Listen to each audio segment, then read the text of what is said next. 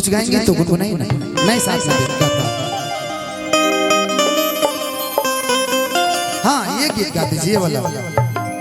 ये गजल है और हमारा मुंह से गजल ना अच्छा लगे, हम लोग के गीत गाइला उहे ठीक लगे। ई ट्यून जोन बजन एकरा गाना धीरवा मुंह से ही गाना बहुत प्यारा लगेला।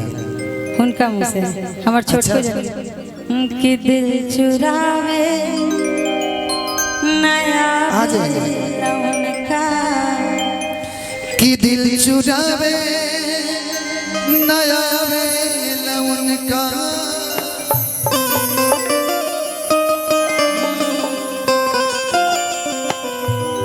गुल खिलावे नया वेला उनका। मैं क्या कहूं? गीत के एगो बड़ी सुंदर लाइन बा, हमरा बड़ा अच्छा लागेला कि साध लागेला हमरो के रोसे, साध लागेला हमरो के रोसे, कि साध लागेला हमरो के रोसे, कि साध लागेला हमरो के रोसे। पर का करी पर मनावे नया वेला उनका, दिल चुरावे नया वेला उनका, दिल चुरावे नया वेला उनका, गुल खिलावे नया वेला उनका, दिल चुरावे नया वेला उनका, गुल खिलावे नया वेला उनका।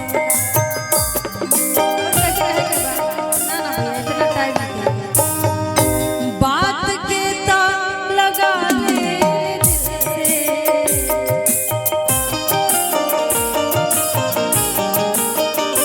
बात के तार लगा ले दिल से, बात के तार लगा ले दिल से, बात के लगा ले दिल से, बात के लगा ले दिल से, दिल लगावे नया वेला उनका, दिल चुरावे नया वेला उनका, गुल खिलावे नया वेला उनका। तुम तो ठहरे परदेसी, तुम तो ठहरे परदेसी, साथ क्या निभाओगे? तुम तो ठहरे परदेसी, साथ क्या निभाओगे? तुम तो ठहरे परदेसी, साथ क्या निभाओगे? तुम तो ठहरे परदेसी, साथ क्या निभाओगे?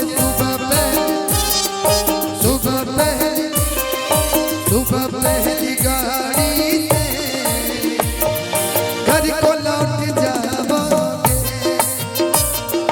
तुम तो ठहरे परदेसी, साथ क्या निभाओगे? करो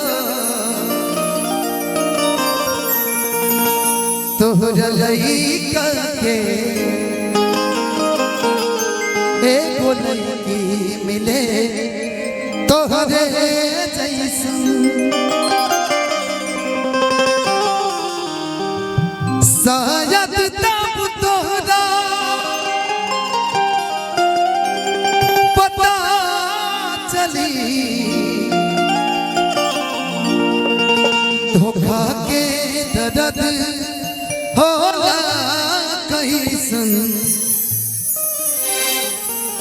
कुछ सुनाएंगे कि भगवान करा तोहरा लइका के। अच्छा थोड़ा सा इधर आ जाइए, मैं इधर हो जाता हूँ। एक लड़की मिले तोहरे जैसन एक लोग कोई आ जाए, शिवानी जी आ जाएंगे। अच्छा नहीं